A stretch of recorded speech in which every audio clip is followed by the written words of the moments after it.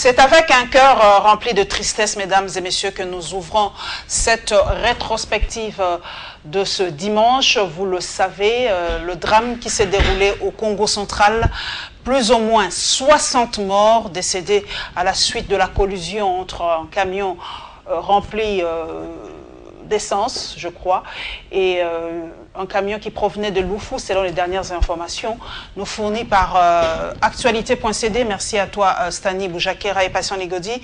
Plus ou moins 60 morts, les images sont poignantes, les images sont atroces, des corps brûlés, à même le sol dans l'hôpital à Kisantou. Et pour débuter cette rétrospective, mesdames et messieurs, je vous permets et nous pouvons ouvrir cette édition avec une minute de silence face à nos frères et sœurs tombés.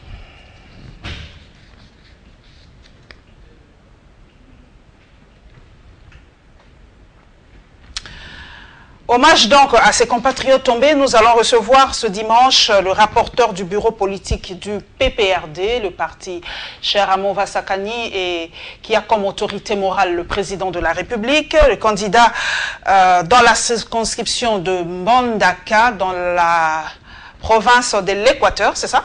Équateur. Avec le découpage, en tout cas, il me faut encore du temps pour recentrer. Je reçois donc Patrick Kangaï. Avec lui, nous allons décortiquer l'actualité de cette semaine. Très heureuse de vous recevoir, Patrick Kangaï. Merci, Nicolette. Voilà, l'actualité étant très riche, nous commençons Togo. Nous allons directement au Congo central avec ces images, je vous l'ai dit tout à l'heure, et évidemment avec le génocide à Béni. Beaucoup parlent de génocide à Béni, beaucoup de morts encore à Béni. Les gens en parlent. Nous avons la réaction de la communauté internationale sur ce qui se passe à Béni, dans l'Est de la République. Cette fois-ci, ce n'est plus l'Est, c'est l'Ouest et l'Est qui est touché en République démocratique du Congo.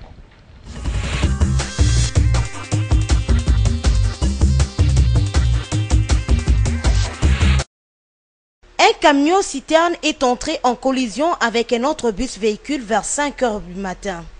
Ce camion a pris feu avant d'exploser. Cette explosion a provoqué une énorme gerbe de feu et un violent incendie. Le bilan provisoire fait état de plus de 40 morts, près de 100 blessés et un village brûlé. Une partie du village Mbouta se trouvant au bord de la nationale numéro 1 est aussi consumée par le feu à l'heure de pointe alors que les villageois s'est consacré aux travaux domestiques. Un grand nombre de personnes se sont retrouvées piégées dans leur case au milieu de l'incendie, rapporte notre source. Grâce à la volonté des hommes de bonne foi, plusieurs blessés ont été amenés à l'hôpital général de référence Saint-Luc de Kisantou.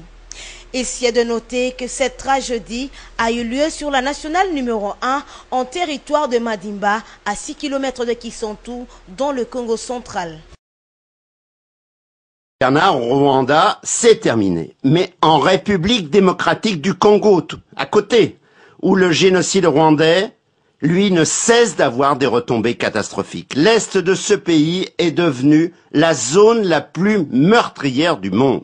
Des réfugiés de toutes sortes, beaucoup de Hutus rwandais, des génocidaires en fuite, des guérillas par dizaines menés par des seigneurs de la guerre s'affrontent et commettent des massacres sur un sol gorgé de diamants, de minerais précieux et de bois rares qui financent les tueries. Le Rwanda est très actif dans cet enfer. Les spécialistes considèrent que les guerres de l'Est du Congo, tenez-vous bien Bernard, auraient fait plus de 6 millions de morts depuis 1997, c'est-à-dire beaucoup plus que le génocide lui-même. Il y a 17 000 soldats de l'ONU sur place, en grande partie impuissants. C'est la plus grande opération extérieure des Nations Unies. Alors les pandémies tuent énormément, mais parmi les horreurs, les rafles d'enfants pour en faire de la chair à canon et le viol de masse des femmes. Il y a plus d'1 million de séropositifs en RDC où le sida est devenu une arme de destruction massive. Après le génocide, les massacres continuent aux alentours.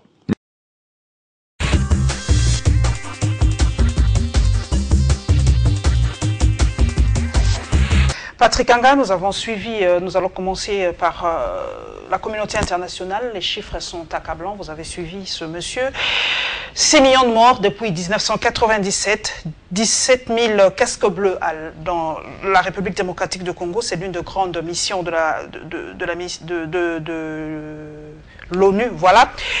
Viol. 1 million de séropositifs, l'Ebola, tout ça, l'Est de la République aujourd'hui ressemble à quoi? Quand on vous dit tout ça, quelle est votre réaction par rapport à tous ces chiffres, à tout ce tableau sombre?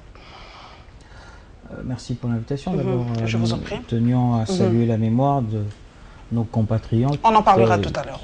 Qui ont perdu leur vie au niveau du Bas-Congo. Donc nous présentons nos condoléances à toutes les familles éplorées. Nous espérons que les blessés vont très vite se rétablir et trouver la bonne santé. S'agissant de la problématique de l'Est de la RDC, et précisément au niveau du Nord Kivu, c'est une question qui dérange. Qui dérange tout Congolais, toute personne éprise des valeurs humaines. Mais il est aussi important que la communauté internationale, qui souvent porte un regard critique récurrent sur ce qui se passe, puisse aussi établir les responsabilités initiales. Parce que la question de l'Est trouve sa genèse dans une acceptation humaniste de la RDC. Expliciter un peu. Nous ne sommes pas co-responsables du génocide rwandais. Nous n'avons pas participé à ce qui s'est passé au Rwanda mais nous en payons les prix aujourd'hui. Vers les années 94. Il vous souviendra que nous avons accueilli sur notre territoire près de 2 millions de Rwandais. Imposés par la communauté internationale. Qui fuyaient les affres du génocide au niveau du Rwanda. Imposés par la communauté internationale. Nous les avons acceptés en 94. Et puis après, qu'est-ce qui s'est passé? C'est cela l'élément originel de la problématique à l'est du pays. Ce n'est pas un problème qui ne concerne que le Congolais, que le gouvernement congolais. C'est une question internationale qui doit trouver des résolutions sérieuses et sincères. Parce que ce qui se passe à l'est du pays, quel est aujourd'hui l'apport du Rwanda dans la résorption de cette problématique? Parce que le problème vient de là.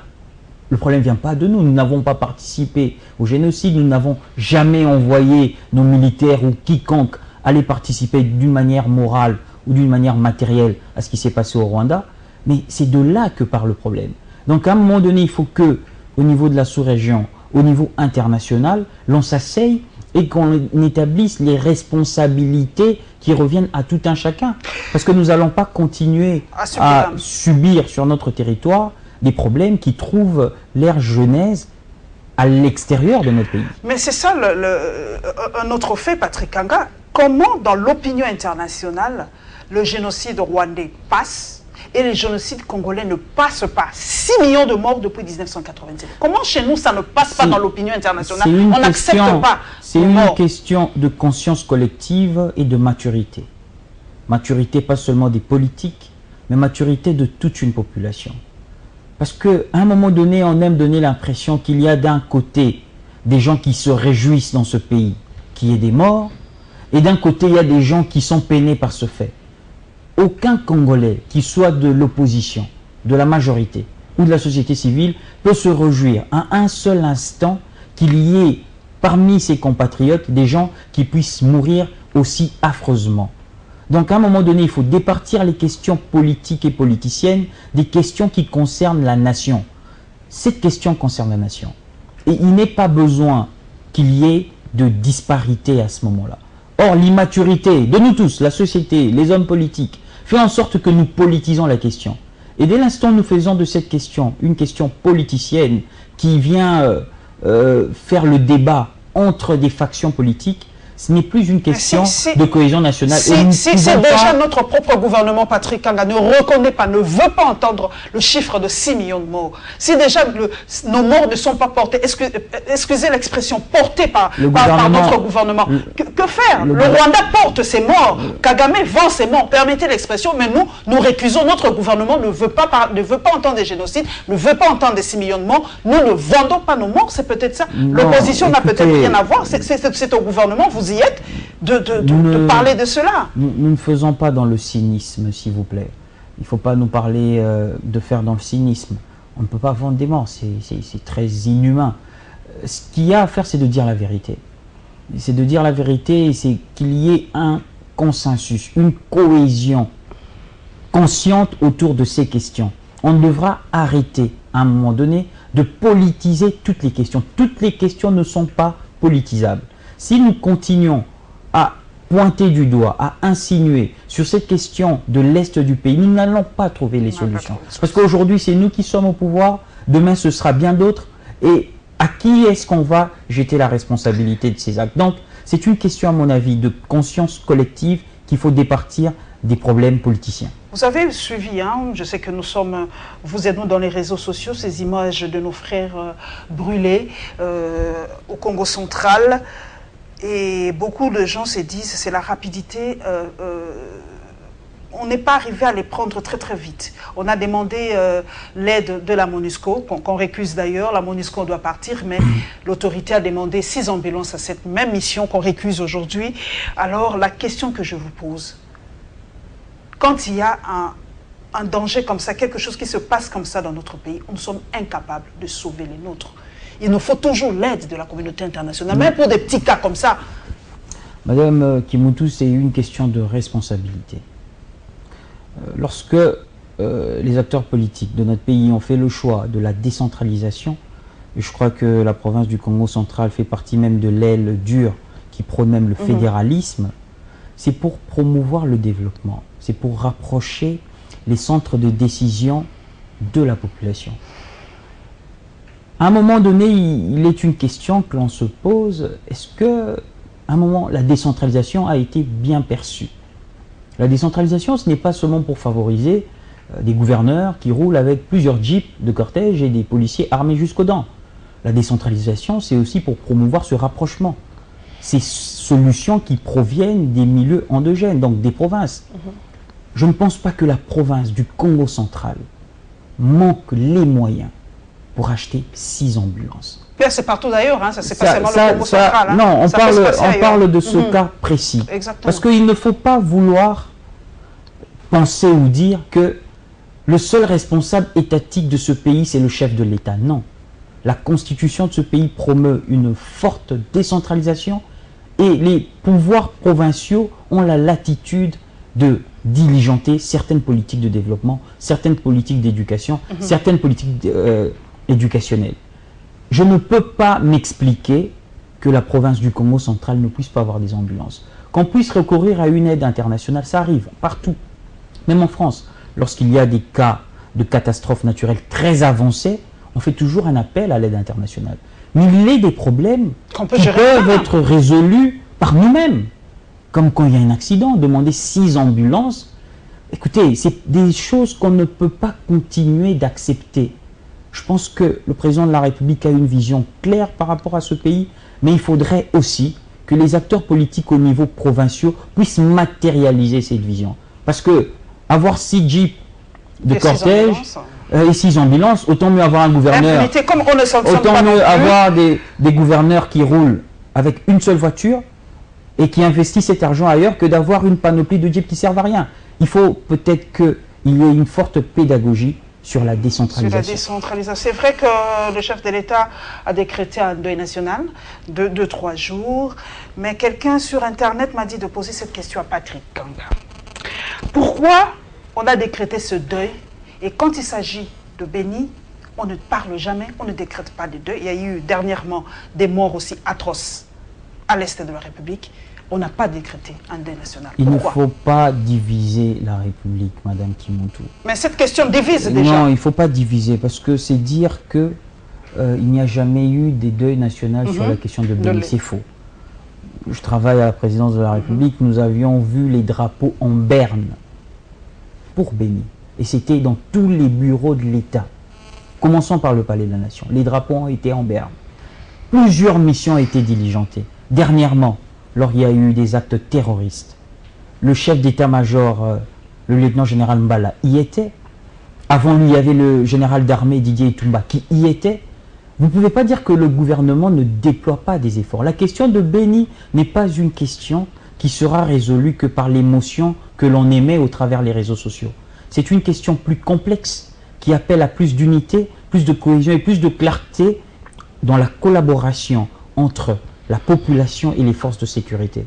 Mais dire que le gouvernement ne fait ou ne met en œuvre aucune politique pour résorber de manière efficace cette question, je vous dirais que c'est totalement faux. Cet accident met en exergue aussi la problématique de ces avions, pardon, de ces camions qui roulent avec de l'essence en pleine journée, en pleine nuit, comme ça, sur la nationale et tout ça. Est-ce qu'on ne doit pas réglementer aussi ces secteurs-là des produits hautement inflammables en République démocratique du Congo? Le problème, c'est la question qu'il faut se poser, c'est s'il n'y a pas une réglementation. Et je pense qu'il y a une réglementation spécifique par rapport à cette question.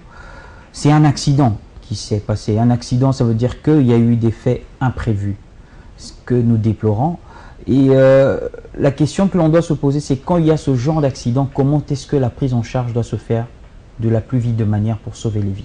Mais dire qu'il n'y a... Elle a été désastreuse, hein. Cette prise en charge a été désastreuse, Non, selon une grande opinion. Écoutez, on a vu les images, les gens sont par terre, à même le sol, les corps brûlés à même le sol. Ça a été désastreux. C'est un accident. Il fallait trouver les centres de santé les plus proches. C'était à Kisantou d'ailleurs. Les centres de santé les plus proches ne sont peut-être pas habilités à recevoir autant de monde en une fois. Par moment, ne soyons pas trop durs envers nous-mêmes. Ils ont été devant un cas de force majeure. Ils ont fait, les médecins que nous devons saluer, le mieux qu'ils pouvaient. D'ailleurs, il y en a qui viennent de Kinshasa. Le mieux qu'ils pouvaient. Il y a des ravitaillements qui sont en train de se faire. Le problème, c'est la prise en charge qui doit être rapide. C'est un accident, nous déplorons, mais il faudrait voir dans la mesure du possible comment éviter ce genre d'accident, surtout pour le transport des produits aussi inflammables. En tout cas, que nos compatriotes se rétablissent assez vite. En tout cas, nos pensées aux familles qui ont perdu le leur dans cet accident. Il y a eu tout un village qui a été décimé. Il y a eu des mamans, des images assez poignantes. Vraiment, nous souhaitons un prompt rétablissement au nôtre. Nous allons parler maintenant de Denis Mukwege. Vous le savez, Denis Mukwege a obtenu cette semaine le prix Nobel de la paix avec une Irakienne aussi, le nom m'échappe, mais avec une Irakienne. Nadia Murad. Merci. Donc, concomitamment avec une autre personne, ce prix a soulevé un enthousiasme énorme en République démocratique du Congo. Notre pays a été à la une du monde entier pendant toute une journée. On n'a parlé que de la République démocratique du Congo. Malheureusement, pas que dans ses bons côtés. On a mis en exergue les viols à l'est de la République parce que le docteur Mukwege est appelé le réparateur des femmes. Il est là en train, en tout cas, son travail est beaucoup plus centré sur la réparation des appareils génitaux des femmes violées à l'est de la République démocratique du Congo. Et c'est grâce à ce travail qu'il a pu obtenir ce prix Nobel. Et remise de prix aussi de mérite au bourgmestre dans la ville de Kinshasa. Rassis, s'il vous plaît, plus de détails.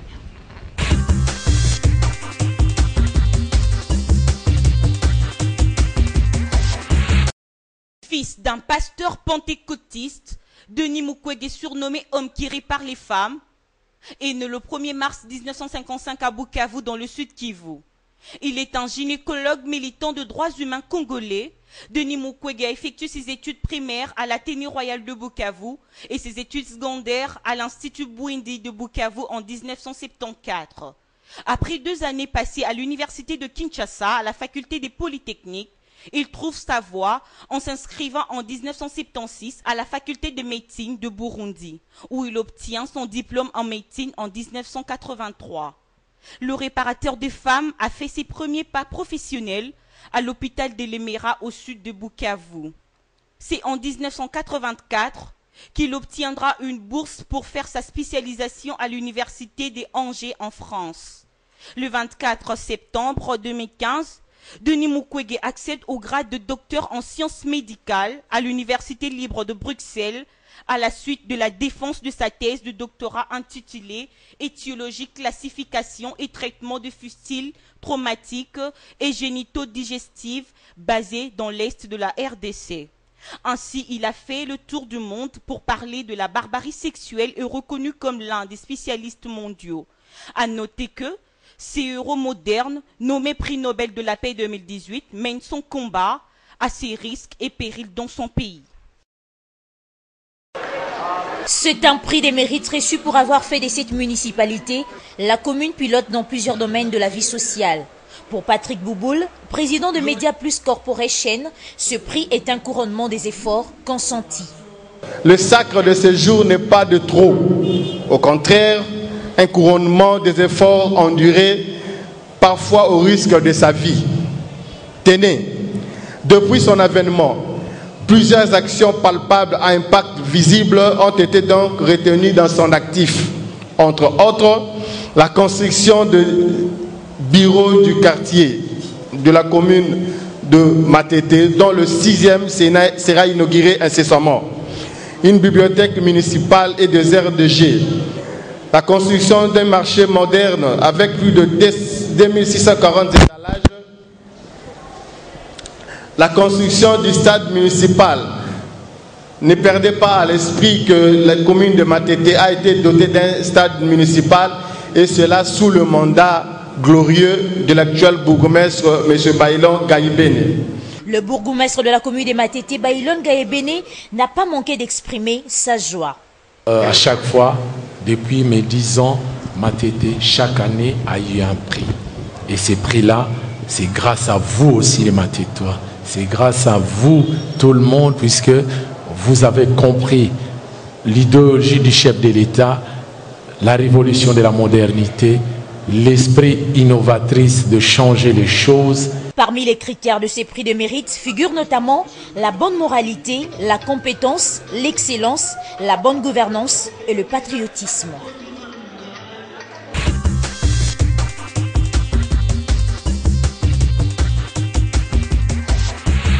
Je reprends mot pour mot les propos du ministre Omende. Le prix Nobel de la paix n'est ni une béatification, ni une sanctification. Patrick Tanga, cela ne dénote-t-il pas un peu, comment je peux l'appeler, d'un sabotage de la part de notre gouvernement? C'est quand même le prix Nobel, donc un des prix les plus prestigieux au monde. En Afrique, pour la paix, il y a eu Lotuli, en Afrique du Sud, Mandela et de Klerk qui ont reçu ce prix Nobel. Vous savez l'action que a posé Mandela et de Klerk pour la réunification de l'Afrique australe et Lotuli qui s'est battu contre l'apartheid en Afrique du Sud. Pour les Africains, Denis Mukwege est parmi les 3 Africains qui ont reçu ce prix Nobel.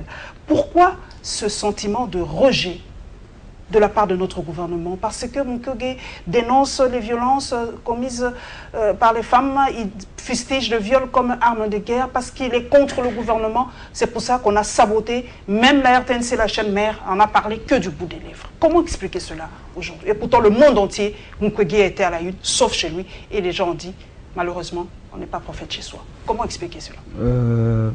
Je pense que beaucoup de gens ont salué. Moi-même, j'ai salué le tweet, cette consécration.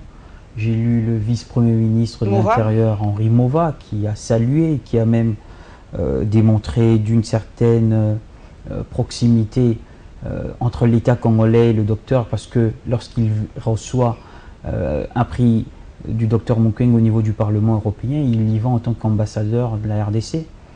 Donc il n'a jamais s'agi d'une désaffection entre le docteur Mukwege et l'État, entre le docteur Mukwege et le gouvernement congolais. J'ai vu un message du président de l'Assemblée nationale, Aubin Minakou. C'est autant de personnalités de la majorité présidentielle.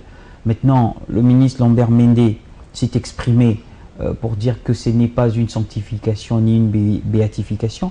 Mais est-ce qu'il n'a dit que ça? Non, il a dit beaucoup de choses bien avant. Mais est-ce que le prix Nobel de la paix, c'est une béatification? Non. Bon, je ne pense qu'il ne faut pas s'apaisantir sur les mots. Vous savez, les mots, vous savez, il y a Madame Aung San Suu Kyi en Birmanie, qui a été séquestrée par la junte militaire pendant plusieurs années. La communauté internationale a joué un rôle important. Elle a été libérée. Elle a même été consacrée prix Nobel de la paix. Mais aujourd'hui, est-ce qu'on ne porte pas, comme les gens le pensaient, malgré tout ça, on pensait l'avoir béatifiée, Madame Aung San Suu Kyi. Mais aujourd'hui, des journalistes sont arrêtés pour l'avoir simplement critiquée sur Facebook. Aujourd'hui, plusieurs s'étonnent du silence de cette dame dans certaines violations de droits de l'homme dans son pays. Alors, lorsque le ministre Mende dit que ce n'est pas une béatification, est-ce qu'il ment? Non, je pense qu'il ne faut pas faire... Fallait-il? C'était vraiment le moment de Je le ne dire, sais pas, non, vous n'allez pas m'emmener dans... À ce moment-là, peut-être après 2 ans, 3 ans... Vous n'allez pas m'emmener dans un débat d'opportunité. Il y a eu... Le timing compte aussi dans la vie d'un homme politique. Il y a eu une panoplie de messages.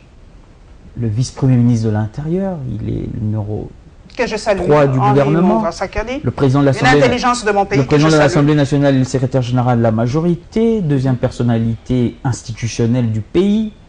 Écoutez, il y a plusieurs mots. Mais non, pourquoi vous voulez vous atteler sur... C'est le porte-parole du gouvernement. Mende est le porte-parole du gouvernement. Non. Donc, il porte en lui... Il s'exprimait au travers d'une interview qu'il a accordée à Actualité.cd. En tant que qui? Ce n'était pas à l'issue d'un point de presse fait comme porte-parole du gouvernement. Donc il s'exprimait librement. Le ministre Lambert Mende est un homme libre et nous ne pouvons pas circonscrire sa liberté. Ok, nous ne pouvons pas circonscrire sa liberté, mais nous ne pouvons pas circonscrire la nôtre non plus. Donc nous, Congo Web Télévision, mais s'il y a quelque chose, et toute la population, je crois, s'il y a quelque chose à rajouter, je pense que je vous en prie. La consécration du docteur Mukwege comme prix Nobel de la paix, c'est une occasion qui a attiré les projecteurs sur notre pays davantage. Je pense que c'est une opportunité pour qu'il y ait plus d'humanisme, plus de sincérité de la communauté internationale dans la résorption de cette problématique d'insécurité à l'est du pays. Parce que c'est bien que l'on fasse l'apologie d'un homme dont nous sommes tous fiers, mais c'est aussi mieux de résorber cette problématique. C'est vrai que vous mettez beaucoup plus l'accent sur le rôle et l'impact de la communauté internationale dans ce qui se passe chez nous. Mais moi, vous le savez que je suis... Parce que je parle toujours de c'est une donne internationale. C'est vrai. Mais ceux qui violent, ce n'est pas les Occidentaux qui violent les femmes congolaises. Qui est-ce qui viole? C'est ça le problème. Je ne vois pas un Français... Ces factions armées qui perpètrent le viol. C'est financé par les Français, par les Américains. Ces factions armées qui exploitent le coltan, l'or, le cuivre. Toutes ces factions sont financées par nous. Est-ce que cela vous empêche? Il y a des pays... Non, s'il vous plaît. Il y a des pays... Il y a aujourd'hui des pays voisins.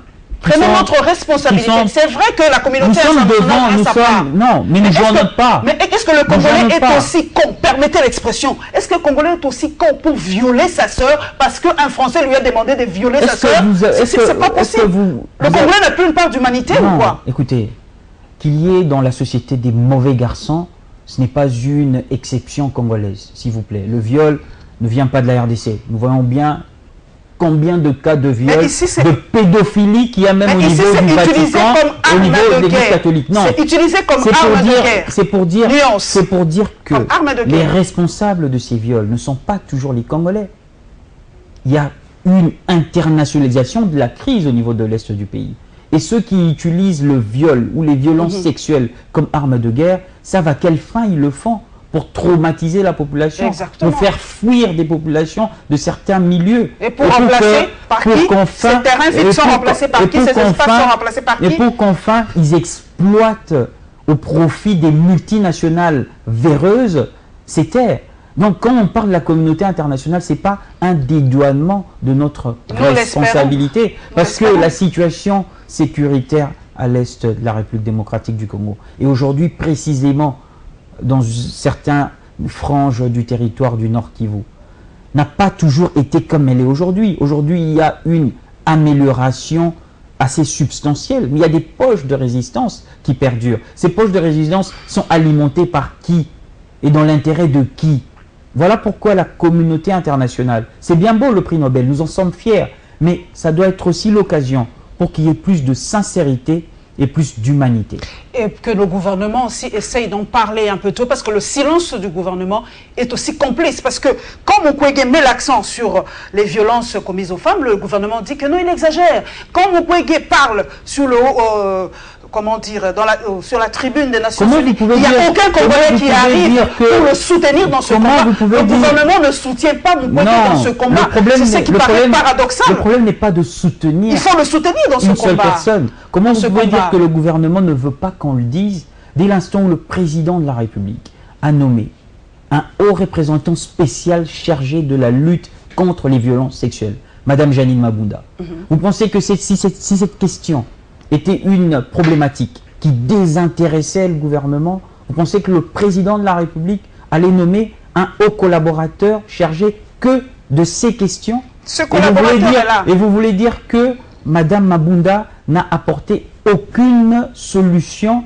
à ces problèmes? Vous voulez dire qu'il n'y a aucun haut officier des FARDC qui n'a été déféré devant la justice parce qu'ayant été reconnu coupable, il y a une volonté politique manifeste de résoudre cette question, mais il faut qu'il y ait une conscience collective pour résorber la problématique sécuritaire au niveau de l'Est de notre pays. Voilà, nous parlons aussi de cette remise de prix par rapport au bourgmestre. Vous avez parlé tout à l'heure de la décentralisation. Nous revenons maintenant dans la ville province de Kinshasa. Beaucoup de bourgmestres, vous le savez, se plaignent qu'ils n'ont pas assez de moyens pour faire vivre leurs entités et tout ça. Mais on a remis quand même le prix à ce bourgmestre de la ville de Matete. Pour vous, Patrick Kanga, comment ça peut se passer avec les prochaines élections? Pour vous, il doit y avoir des élections communales pour essayer d'échanger aussi cette donne, comment gérer la ville de Kinshasa. Les élections locales sont importantes pour vous aussi. Les élections locales pour un pays comme le nôtre sont les élections les plus importantes. Vous savez, lorsque nous étions dans les discussions par rapport à la séquence électorale, que ce soit à la Cité de l'Union africaine, que ce soit au niveau de la SENCO, les politiques n'ont accordé que très peu d'intérêt aux élections locales parce qu'ils voient plus le prestige des élections où eux sont participants, les législatives nationales, les provinciales, la présidentielle. Mais les élections locales sont des élections de proximité. Il y a plusieurs problèmes qui ne trouvent pas de solution parce que nous manquons des élus locaux. Les élus au niveau local sont ceux qui passent le grand de leur temps avec la population. Ce sont eux qui trouvent les solutions les plus minimes de développement par rapport à chacune de leurs circonscriptions. Vous savez, en Europe, vous voyez un ministre aujourd'hui de l'Intérieur qui démissionne de son poste au niveau du gouvernement pour se consacrer aux élections locales, à la mairie. Vous voyez des gens qui quittent la mairie pour devenir des candidats présidents de la République. L'actuel Premier ministre en France est un ancien maire. Plusieurs présidents en France ont été des anciens maires. Pour prétendre à la gestion de l'État, il faut avoir géré une collectivité au niveau local. Si vous n'avez pas eu à faire des efforts, vous n'avez pas eu à développer vos communautés, vous n'avez pas eu à diligenter des politiques positives au niveau des localités, comment est-ce que vous pouvez venir prétendre gérer au niveau national? Et c'est comment dire, le fait que nous enjambions les séquences de la responsabilité, voilà pourquoi on a des fois des ministres qui ont des difficultés de gérer, parce que quand on n'a pas géré une entité locale, quand on n'a pas su faire ses preuves à ce niveau-là, on ne sait pas percevoir exactement ce que c'est que la gestion. C'est même pour la présidence de la République. Et la majorité présidentielle ou la famille politique dont nous sommes membres avait fait la promotion lors des débats de la nécessité d'avoir des élections au niveau local. Malheureusement, cela n'a pas été soutenu par nos adversaires politiques.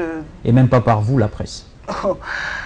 Nous allons parler maintenant d'un probable dialogue. Ça revient en surface, ce énième dialogue. Pourquoi encore ce énième dialogue? Et pourtant, Nanga est clair. Il a réceptionné cette semaine déjà les kits provenant de la Corée. Pour Nanga, c'est sûr, les élections, c'est pour le 23 décembre 2018, qu'il neige, qu'il vente, qu'il pleuve.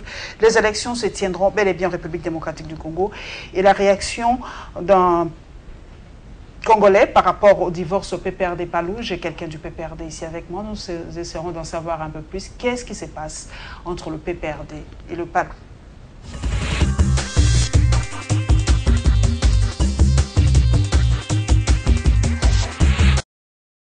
Parti de Ensemble de Moïse Katumbi en vol formation politique du député Sessanga rejette l'hypothèse d'un éventuel dialogue avec le régime Kabila pour les reports des élections de décembre 2018.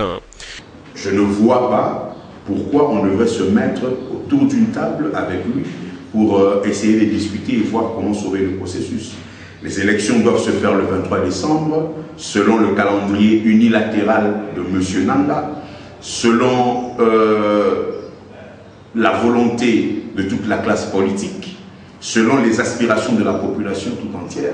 Je ne vois pas pourquoi on devrait encore se mettre autour d'une table avec M. Kabila pour négocier.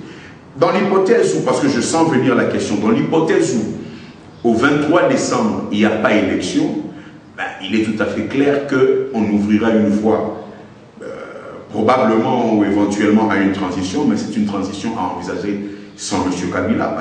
Pour Nicolas Lenga, les élections doivent s'organiser sans la machine à voter, conformément au calendrier électoral et à l'accord de la Saint-Sylvestre. L'inclusivité veut dire que tous ceux qui ont été invalidés arbitrairement, tous ceux qui ont été empêchés de déposer, tous les prisonniers politiques écartés du processus électoral, tout cela doivent venir concourir. L'inclusivité est un concept impersonnel. Maintenant, dans le contexte de ensemble, l'inclusivité veut naturellement dire le retour du président Moïse Katumbi. S'agissant de la visite d'une délégation de l'ONU à Kinshasa, ce cadre d'ensemble pour le changement estime qu'il s'agit d'une démarche visant à s'assurer que toutes les batteries ont été mises en marche pour la tenue des élections crédibles, inclusives et apaisées.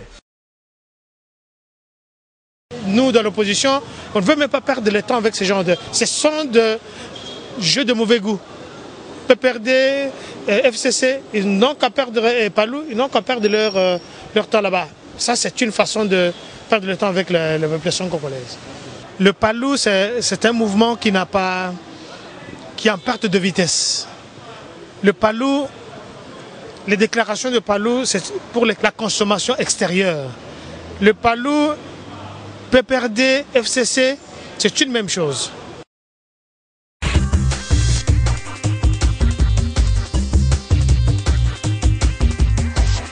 Patrick Kanga, vous avez suivi ce monsieur qui parlait du Palou qui est en perte de vitesse, mais vous confirmez ce divorce entre le PPRD et le Palou aujourd'hui? Il n'a jamais s'agi de divorce entre le PPRD et le Palou. Le PPRD et le Palou ont un lien congénital qui trouve sa substance dans le lumumbisme. Ce sont des valeurs idéologiques auxquelles l'on croit tous. Il ne s'agit pas d'un partenariat sur papier, il s'agit d'un partenariat idéologique et nous ne sommes pas à même de séparer ce à quoi nous croyons, les valeurs auxquelles nous adhérons. Que le Palou ait pris des distances avec la majorité présidentielle ne veut pas nécessairement dire qu'il a pris des distances du PPRD. Et cela a même été un fait marquant que de constater que le candidat du FCC, l'honorable Emmanuel Ramazani Chadari, était présent lors du 93e anniversaire du patriarche Antoine Gizenga. C'est un fait privé. Hein? En politique, il n'y a pas de fait privé. Tout fait est interprétable. Si vous voyez aujourd'hui Félix Tshisekedi à l'anniversaire du président Joseph Kabila, vous n'allez pas dire que c'est un fait privé. Ça peut toujours être un sujet à interprétation. Et cela veut dire que nos deux familles politiques entretiennent des rapports idéologiques qui sont jusque-là forts. Mais nous avons suivi quelques membres du Palou. Moi, j'ai personnellement posé la question à certains membres du Palou qui vous accusent, vous du PPRD, de les avoir pas soutenus cette fois-ci. Vous avez écarté leur président. Vous avez pesé de tout votre poids. Il semblerait, vous allez nous dire ou pas, comme candidat à la présidence. Je suis journaliste pro, donc je pèse mes mots. Les mots ont une valeur, Patrick Kanga, vous le savez. Donc, que vous aurez pesé de tout votre poids pour écarter Gizenga de la magistrature suprême comme candidat à la présidence de la République et que vous serez entendu, il y aurait eu un deal à l'époque, en 2006 ou 2011, si je ne me trompe pas, que vous souteniez Kabila à l'époque et qu'après les 2 mandats de Kabila, vous devriez automatiquement soutenir un candidat du Palou. C'était le deal à l'époque. Mais aujourd'hui, vous avez tout foutu en moule, vous avez pris Chadari, vous avez imposé Chadari et vous n'avez pas respecté votre deal. Déjà, il y avait moi quelqu'un qui a tenu les jeunes du PPRD avec lui. Vous avez été président de la Ligue de jeunes à l'époque du PPRD. Est-ce que ce deal... À l'époque du PPRD, il est Non. Vous avez été président de la Ligue des jeunes à un moment. Voilà, donc, voilà. Donc, est-ce que ce deal était réel? ou c'est vrai, vous comprenez un peu les plaintes de ces gens du Palou qui se disent que vous les avez abandonnés? Qui dit ça? D'abord, le parti politique, les partis politiques sont des faits privés. Il ne revient pas de disqualifier un challenger au niveau de la CENI. Nous n'avons pas le pouvoir de le faire. Le Premier ministre Badibanga a été invalidé par la CENI, il a été validé par la Cour constitutionnelle. Ce n'est pas nous qui fixons les règles du jeu. Mais non, par rapport à la candidature du patriarche, il y a eu des problèmes au niveau interne du Palou, il y a eu 2 candidatures, il y a eu un problème d'authenticité, c'est ce que les institutions habilitées rendent public. Moi, je ne pense pas que nous devons politiser cette question. Aujourd'hui, c'est de se poser la question de savoir si le Palou peut demeurer dans une espèce de partenariat stratégique avec le PPRD pour les futures échéances. Il n'y a pas que l'échéance présidentielle, il y a les législatives, il y a les provinciales, et au niveau des structures politiques, les deals peuvent se faire à plusieurs niveaux. Est-ce que si vous perdez le Palou, vous n'avez pas l'impression que vous allez perdre le Grand Bandundu?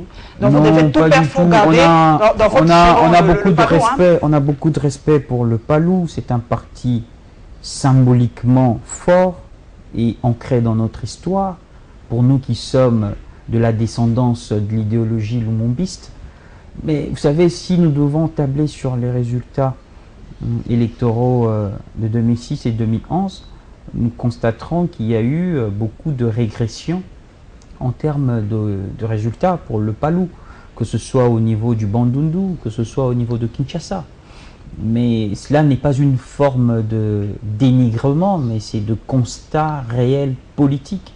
Donc aujourd'hui, tabler sur une absence de soutien du Grand Bandundu, qui déjà sur le plan administratif n'existe plus. Non, on y revient toujours. On y revient toujours dans ce Grand Bandundu, Grand Équateur, Grand Kasaï. C'est des questions de sémantique. Oui, oui. Mais sur le plan du droit, ça n'existe plus. Je pense que le Bandundu, il y a plusieurs leaders. Il y a le président de l'Assemblée nationale, il y a Kinke Mulumba, il y a le gouverneur Kimbuta. Il y a autant d'acteurs au niveau du Bandundu. Cela ne nous pousse pas à omettre le poids symbolique du Palou au niveau du Bandundu. Et je pense que les discussions sont d'actualité entre nos 2 structures politiques. Donc les deals politiques se font à plusieurs niveaux. Vous-même, vous êtes candidat dans la circonscription de Mbandaka. Question personnelle, pourquoi avoir choisi français, ça. Pardon? Non, vous avez dit ça en français, mais c'est pas mal. Voilà, je parle français. Mais pourquoi avoir choisi Mbandaka et non Kinshasa? Et pourtant, on vous connaît ici à Kinshasa, vous êtes un fils de Kinshasa, tout ça. Pourquoi? Est-ce que vous n'êtes pas un peu tribaliste? Vous n'avez pas fait un retour aux sources et dit non, je me cramponne aussi vers chez moi, en Mbandaka, on connaît mon père, on me connaît. C'est pas cette fibre tribale qui nous casse un peu, Patrick Anga? Non, ce n'est pas le tribalisme. Je suis né à Lumbashi. J'ai grandi à Kinshasa, j'ai étudié à Kinshasa. Pourquoi pas avoir choisi Kinshasa? En 2011, j'étais candidat à député national déjà à la circonscription de la Lukunga. La logique aurait voulu que je sois de nouveau candidat à Kinshasa. Mais vous savez, quand on fait la politique, on s'inscrit aussi dans une logique d'apporter quelque chose. Kinshasa, c'est une ville avec plusieurs notables, c'est la capitale. Plusieurs choses se font déjà par ce fait que ce soit la capitale. Il y a plusieurs infrastructures à Kinshasa. Il n'est pas un besoin récurrent d'avoir des gens qui portent les problèmes de Kinshasa. Il y en a tellement qui en parlent. Il y a vous les journalistes, il y a les médias. Mais les différents voyages que j'ai eu à effectuer au niveau de l'Équateur, et plus précisément à Mbandaka, j'ai comme eu l'impression qu'il était plus nécessaire de me consacrer à la politique au niveau de ma province pour promouvoir notamment le développement. Parce que l'État... Les provinces les plus reculées... exactement, l'État dans lequel se trouve la province, l'État dans lequel se trouve Mbandaka, c'est des conditions inacceptables. Alors pourquoi ne pas mettre notre jeunesse, tout ce que nous avons appris à Kinshasa, tous les amis que nous avons à Kinshasa, au niveau de la presse, au niveau de nos structures politiques, pourquoi ne pas mettre tout cela en contribution pour apporter quelque chose au niveau de ma province? Et je pense que c'est dans ce cadre que j'ai voulu aller dans des conditions les plus difficiles, batailler au niveau de Mbandaka, dans une circonscription à 2 sièges, ce qui n'est pas évident, mais nous allons batailler. Je reviens encore question personnelle, vous êtes du PPRD. Est-ce que cela ne vous fait-il pas mal, ou cela ne vous fait pas mal, Patrick Kanga?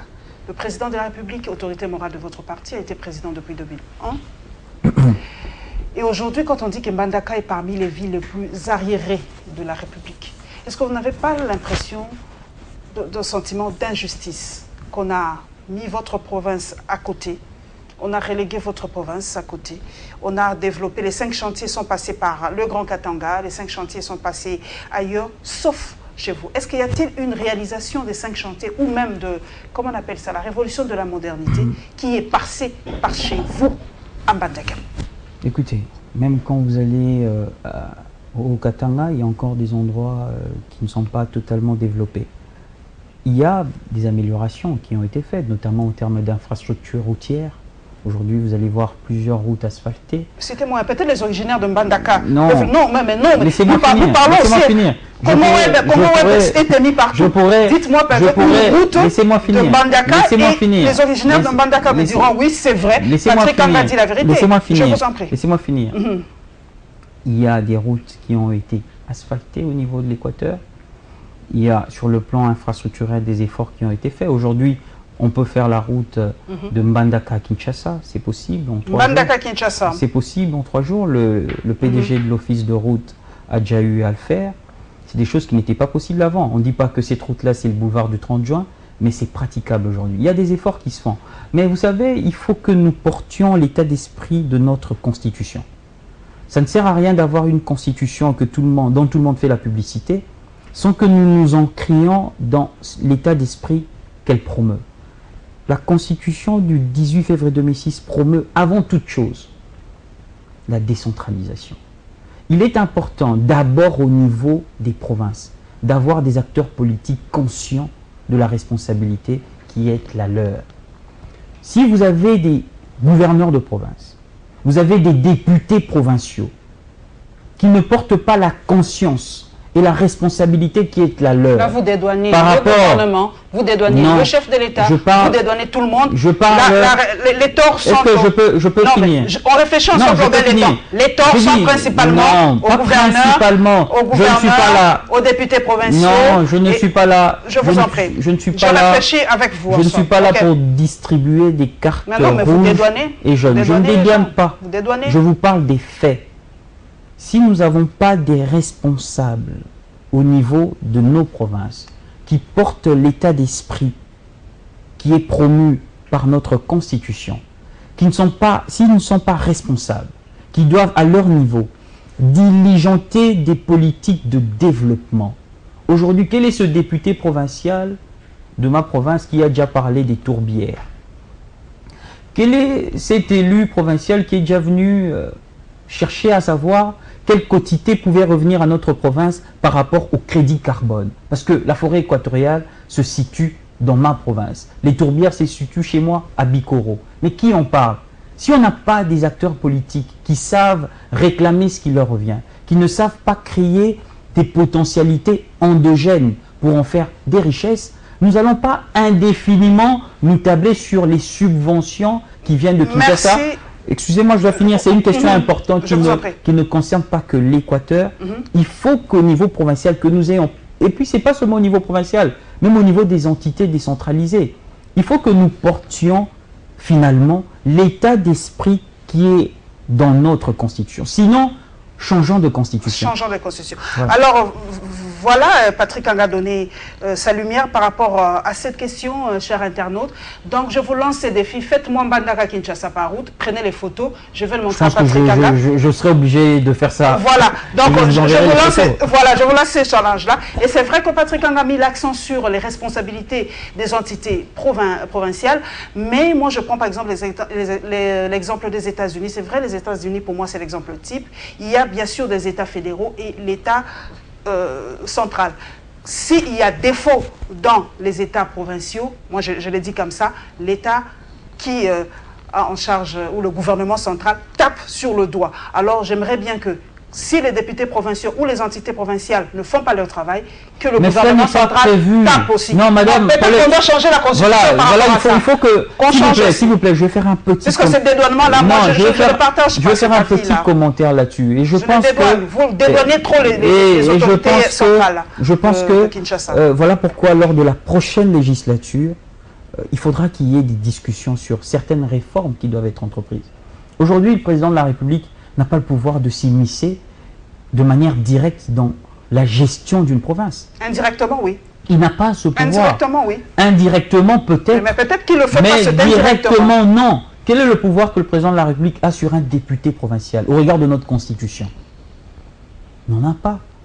Aujourd'hui, si un gouverneur se méconduit, parce que la seule possibilité qu'il y a pour le président de la République de démettre un gouverneur, c'est lorsqu'il y a une forme d'incompatibilité continue entre l'exécutif provincial et le Parlement provincial. Mais dès l'instant où il n'y a pas cette forme de crise entre les deux institutions, le président de la République n'a aucun pouvoir vis-à-vis du gouverneur de province. C'est cela que notre Constitution établit. Donc aujourd'hui, voilà pourquoi nous renvoyons la responsabilité, notamment, pas exclusivement, mais notamment au niveau des provinces. Il faut qu'il y ait cet état d'esprit de développement, cet état d'esprit de la responsabilité qui revêt à chacune de nos provinces. Merci. Nous allons parler, Raciste, de l'arrivée du Conseil de sécurité à Kinshasa. Vous le savez, ce Conseil de sécurité est arrivé pour voir un peu comment ça se passe, ce processus électoral. Et évidemment, c'est de la réunion entre l'opposition et le Conseil de sécurité.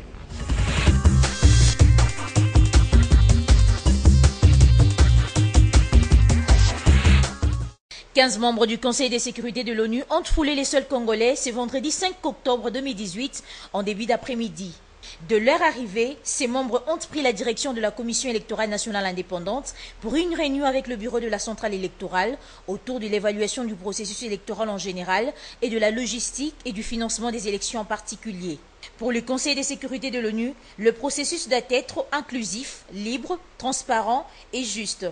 Signalant par ailleurs que les membres du Conseil de sécurité de l'ONU vont rencontrer également le président Joseph Kabila, le premier ministre congolais et les ministres des Affaires étrangères. Ils comptent également échanger avec l'opposition congolaise et la société civile. C'était pour évaluer le processus électoral à 80 jours de la tenue des 3 scrutins combinés. L'opposition a présenté son mémoire et elle a démontré clairement que tel que le processus se conduit maintenant, nous allons droit vers les chaos. Et les raisons ont été évoquées. Parce que nous voulons les élections libres, transparentes et crédibles. Et en ce qui concerne ces élections, vous n'êtes pas sans le savoir que Moïse Katumbi n'a pas été autorisé à venir déposer sa candidature. Je ne vais pas vous rappeler le cas de Jean-Pierre Bemba et des Mouzito qui ont été invalidés de façon arbitraire.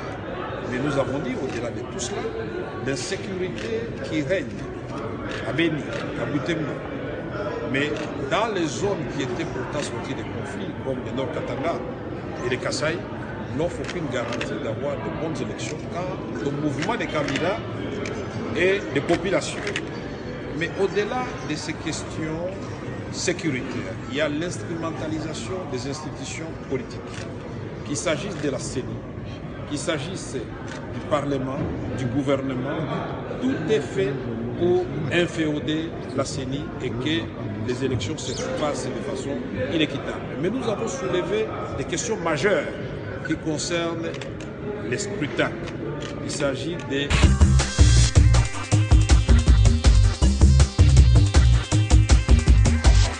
Patrick Kanga, encore de l'ingérence de la communauté internationale. Pour vous, comment expliquez-vous la présence du Conseil de sécurité? Il est venu jeter un coup d'œil sur le processus électoral? Non, ce n'est pas une ingérence. Nous sommes membres de l'ONU. Le Conseil de sécurité, la RDC est un pays qui est au centre de l'attention internationale. Ils ont voulu s'enquérir d'un peu plus près de l'état du processus électoral. mais ils veulent venir, ils sont venus et on leur a réservé la réponse par rapport à la situation exacte. Le président de la République, je pense, a eu les réponses précises par rapport à comment est-ce que nous entendons évoluer de manière irréversible dans notre processus électoral. Il faut le départ de la MONUSCO? Écoutez, la MONUSCO, ce n'est pas une situation normale dans notre pays. Aujourd'hui, on en a eu bien besoin pour le cas de non, il ne faut pas partir de la normalité de la gestion au niveau des provinces. La MONUSCO n'est pas une situation normale dans notre pays. La MONUSCO est venue pour répondre à une situation d'exception. Qui n'en finit pas. Hein. Les années 98, 99, servir notamment de zone tampon entre les pays agresseurs. Mais aujourd'hui, lorsque nous voulons tendre vers une totale normalité, il faudrait aussi que l'on laisse à la RDC le paysage à ce qu'elle étende la consolidation de l'autorité de l'État. Demeurer au niveau de notre pays, c'est nous maintenir dans une situation d'exception. Or, il faudrait, pour nous tous, rentrer dans la normalité. Et la normalité, c'est un État qui est géré par sa police nationale, sur le plan sécuritaire, par ses forces armées républicaines. Mais on ne peut pas avoir sur notre sol 19 000 hommes de la MONUSCO qui se trimballent. Parfois, l'on se demande l'apport substantiel de leur présence ici. On peut garder certaines structures de collaboration. Comme les ambulanciers. Non, je ne sais pas. C'est discutable. Certaines structures de collaboration avec l'ONU, les structures spécialisées, ça existe. Nous sommes membres de droit de l'ONU. On peut toujours avoir une collaboration avec l'ONU, structurelle et définie, autrement. Mais avoir une MONUSCO, une mission de stabilisation avec des gens armés, lourdement armés, je pense que c'est cela l'élément principal que nous trouvons indigeste. Votre point de vue par rapport à la machine à voter, c'est vrai que les élections sont là, vous-même vous êtes candidat, vous y croyez, malgré les 18 recommandations des experts britanniques, pour vous, il faut qu'on utilise cette machine à voter? Écoutez, moi vous avez expérimenté cette machine? J'ai expérimenté la machine à voter au niveau du PPRD, une fois à la CENI, 3 fois, parce qu'il est important notamment de s'habituer avec cette machine.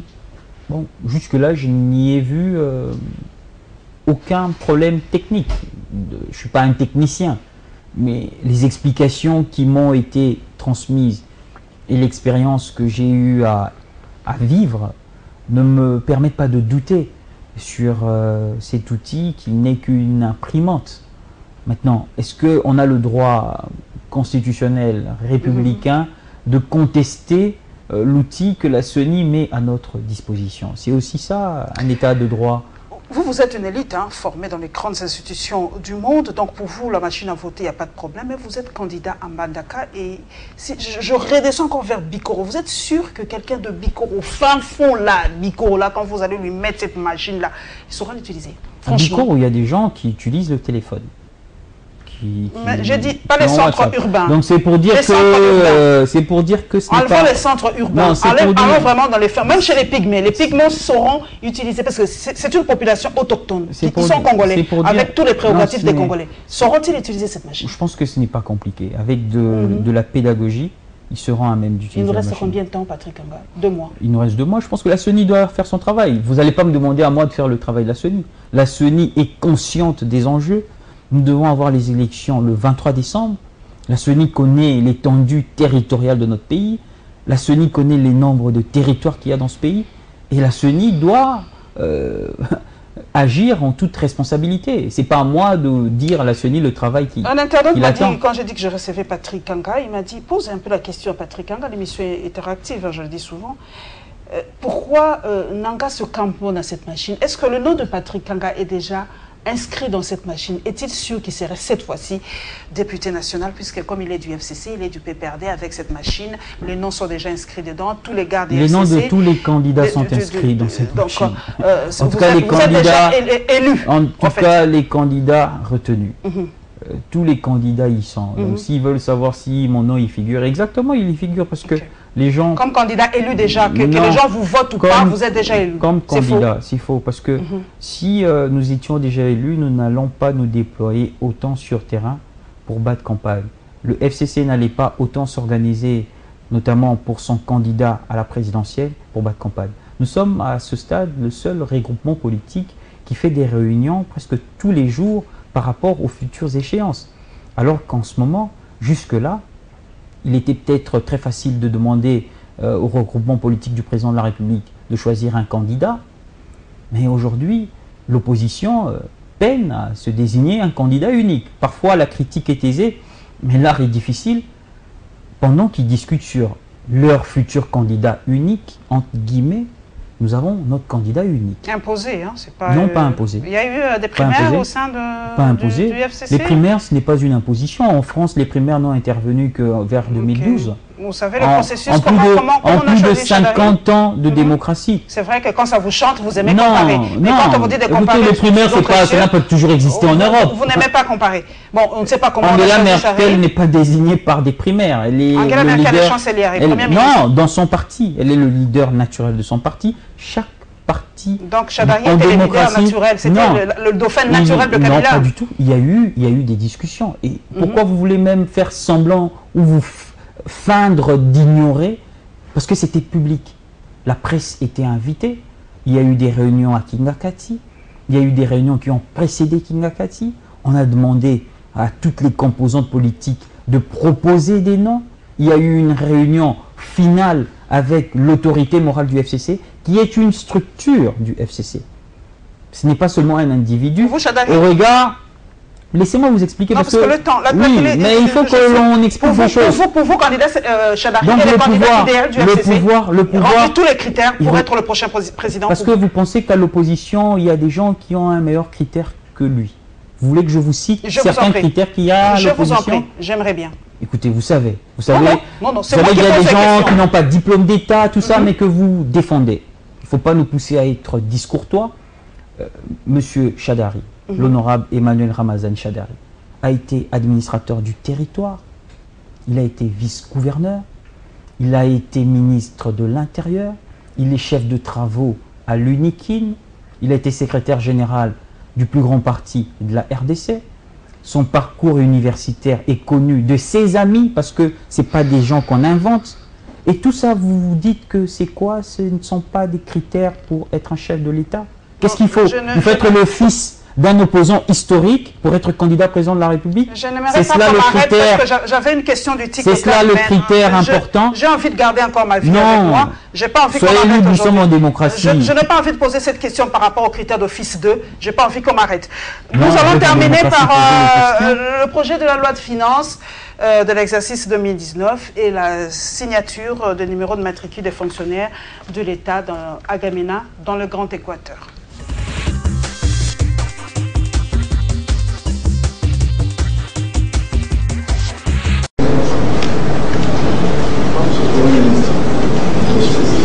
Le chef du gouvernement a été accueilli au bureau de l'Assemblée nationale par le numéro 1 de la Chambre, Bassobe Minakou. Ici, Bruno Nzenze Chibala, accompagné de quelques membres de son gouvernement, est venu déposer les projets de loi des finances de l'exercice 2019, ainsi que celui portant reddition des comptes de l'exercice 2017. Je viens de déposer ces jours au bureau de l'Assemblée nationale le projet de loi des finances. Ce budget présenté en recettes en dépenses est évalué à 10 milliards 352 millions 300 000 francs congolais, équivalent à près de 6 milliards de dollars américains. Au lieu de 60 jours que la loi accorde au Parlement pour examiner le budget, les deux chambres du Parlement ne disposent que 40 jours pour l'examiner avant de se lancer dans la campagne électorale. Après le province du Haut-Katanga, Tanganyika, Équateur, Michel Bongongo, ministre d'État en charge de la fonction publique, a procédé ce jour à Gemena à la signature de l'arrêté portant régularisation de la situation administrative de fonctionnaires communément appelés nouvelles unités. Cette cérémonie s'est déroulée devant le bâtiment administratif du gouvernorat du Sidou-Bangui en présence d'une centaine de fonctionnaires. Désormais, plus de 16 000 fonctionnaires ont leur numéro matricule dans le Sidou-Bangui. signalant que cette admission sous statut leur confère une reconnaissance de l'État congolais après plusieurs années de travail et leur permet désormais de bénéficier d'un salaire. À en croire le ministre d'État en charge de la fonction publique, tout le mérite revient au président de la République, déterminé à améliorer les conditions sociales de tous les fonctionnaires. Selon Michel Bongongo, ce travail se fait conformément aux normes dans la rigueur, sans clientélisme ni despotisme. Pour rappel, cette régularisation de nouvelles unités concerne tous les fonctionnaires sans distinction de leurs appartenances politiques. À noter que cette même opération va prochainement dans le nord Ubangi, la Mongala, jusqu'à couvrir toutes les provinces de la République démocratique du Congo.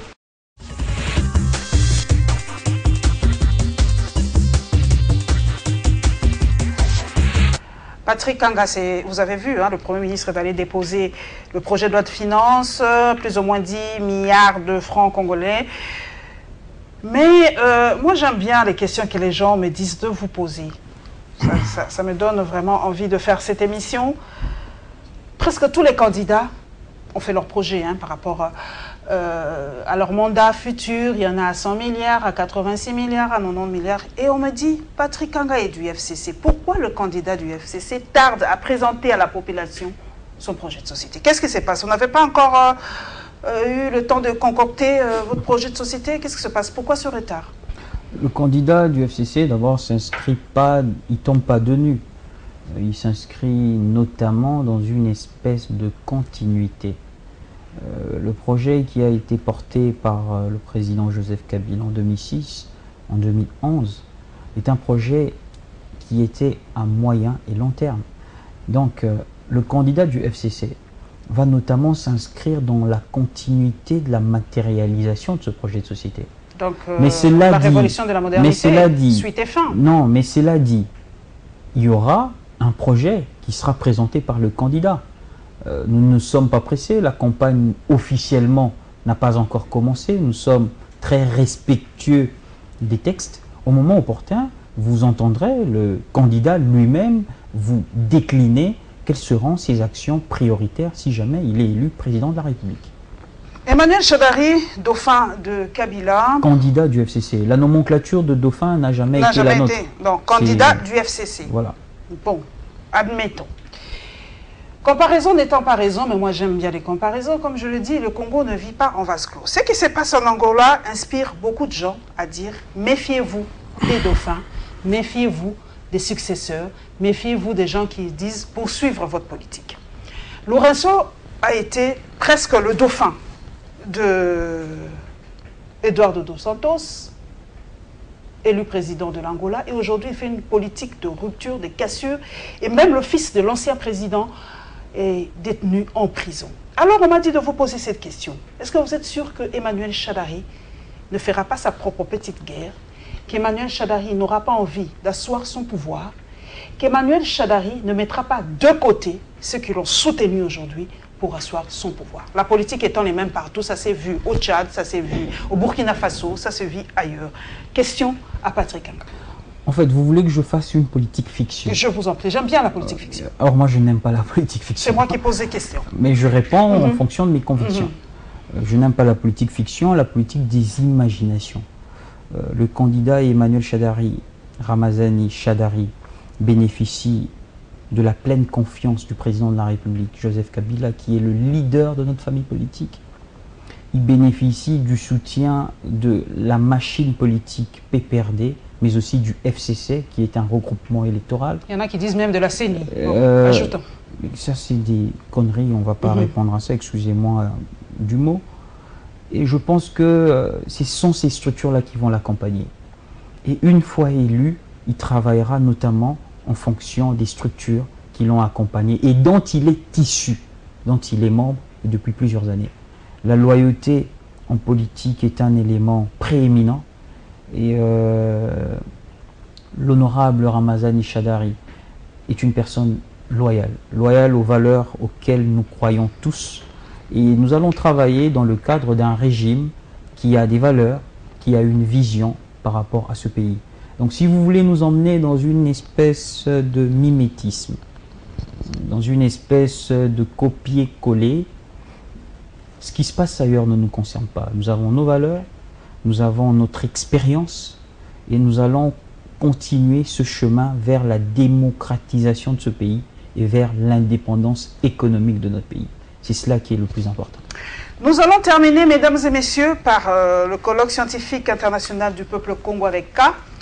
Et nous avons tendu, comme à l'accoutumée, notre micro au chauffeur de taxi qui nous parle de la hausse du prix du carburant.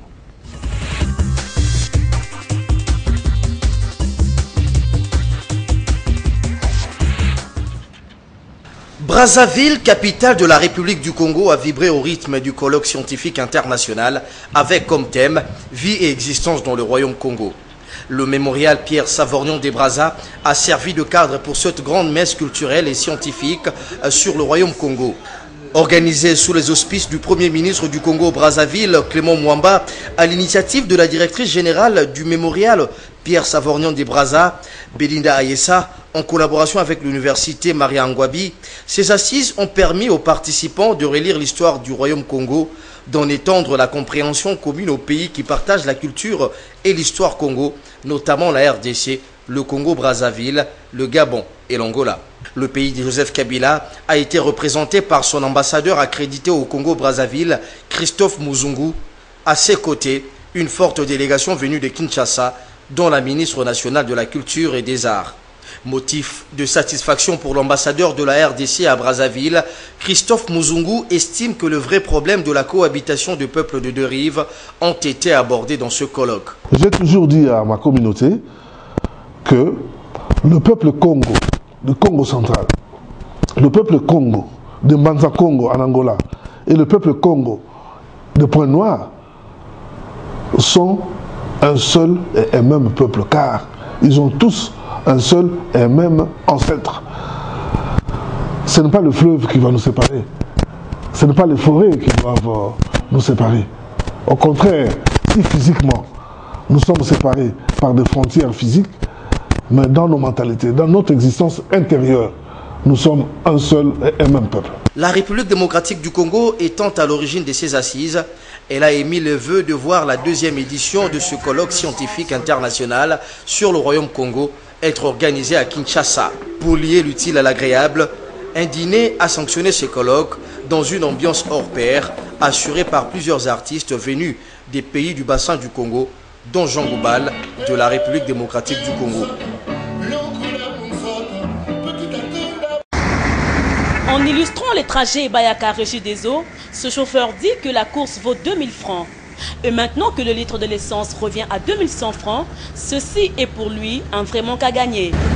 C'est dans cette optique que ces conducteurs des bus et taxibus de la capitale ont exprimé leur mécontentement.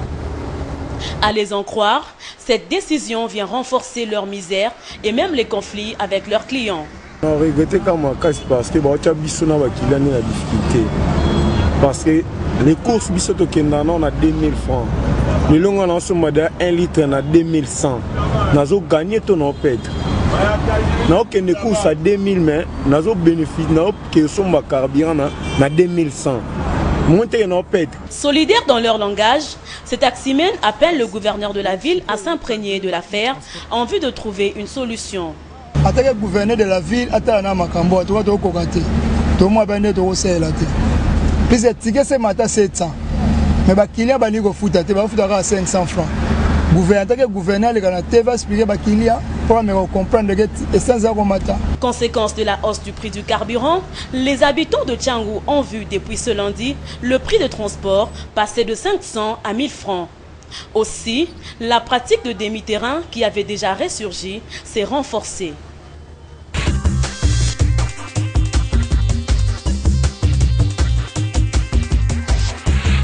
Patrick Anga, est-ce que vous n'êtes pas pour le retour des royaumes et empires d'Afrique de l'époque? Est-ce que cela ne peut pas renforcer un peu cette unité d'Afrique? Parce que vous avez vu, il y a eu, comment on l'a intitulé, colloque scientifique international du peuple Congo.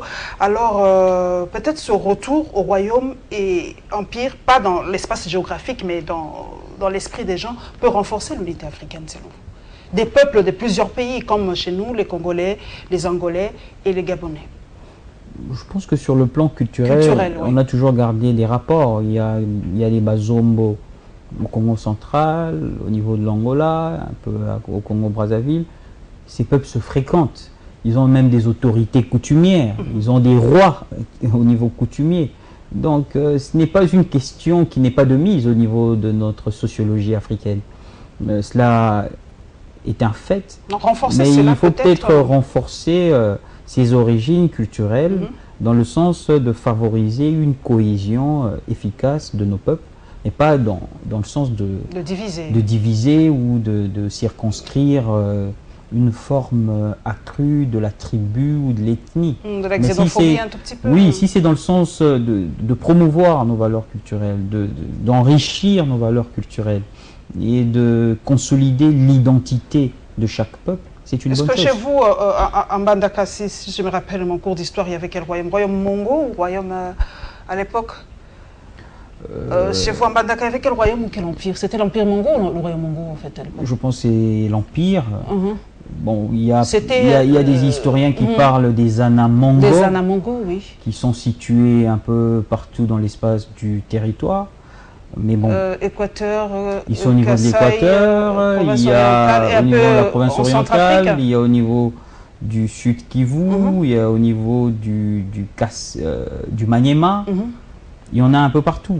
Bon, ce sont des donnes culturelles, mais si ça permet à ce que nous puissions consolider notre identité, notre culture, en termes même d'exposition, en termes de richesse culturelle, c'est une bonne chose, mais pas dans le sens de vous avez mis l'accent sur la culture, c'est vrai que j'y reviens un tout petit peu. Plusieurs candidats de l'opposition, parce que le FCC n'a pas encore présenté son projet de société, on a reproché à plusieurs candidats de l'opposition de n'avoir pas mis l'accent sur la culture. En fait, on met l'accent sur les mines, sur d'autres richesses, et on oublie la culture. Est-ce que le candidat du FCC ou chez vous au FCC, vous mettez une place, quelle est la place de la culture dans votre projet de société, ou même au PPRD, quelle est la place de la culture? Au niveau du PPRD, parce que si on peut parler du PPRD, oui. Nous accordons beaucoup de place à la culture. Vous vous souviendrez quand même à une certaine époque, l'ancien secrétaire général avait organisé des pièces de théâtre ici au Palais du Peuple. Au niveau de la Ligue des Jeunes, il y avait même de groupes de théâtre que nous encadrions régulièrement et qui existent jusqu'à aujourd'hui.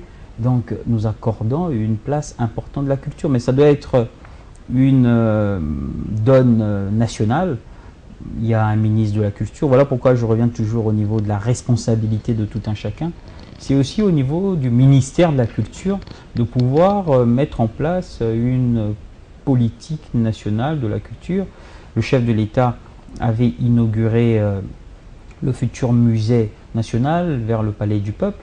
J'ose croire que ce sera notamment une donne importante de pouvoir demander à la Belgique de rapatrier tous nos œuvres d'art qui sont chez eux de manière indue.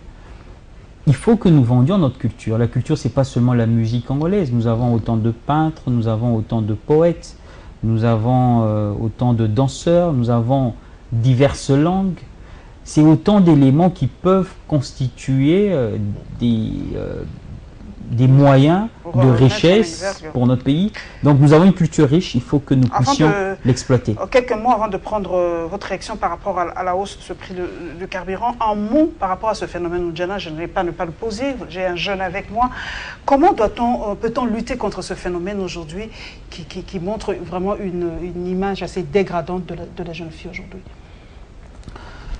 Je pense que c'est une question d'éducation. Le problème, c'est au niveau de nos familles. Les situations sont assez difficiles et parfois les jeunes, dans ce monde qui s'internationalise, les réseaux sociaux, Kim Kardashian, la vie facile, la vie rapide.